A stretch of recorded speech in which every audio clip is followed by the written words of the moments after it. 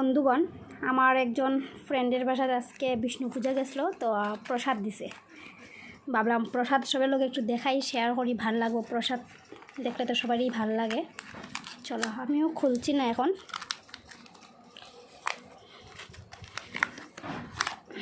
এই যে, বাহ, আমার মাখা প্রসাদ খাইতে ভীষণ ভাল লাগে। এই যে আরেকটা, বাহ, 2 বাটি দিছে। তো এখন আমরা খাইলাম।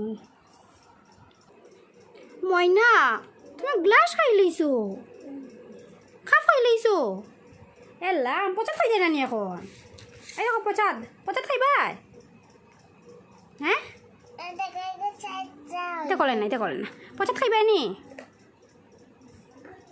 খাইতে না? কও কি কইতে আসলে?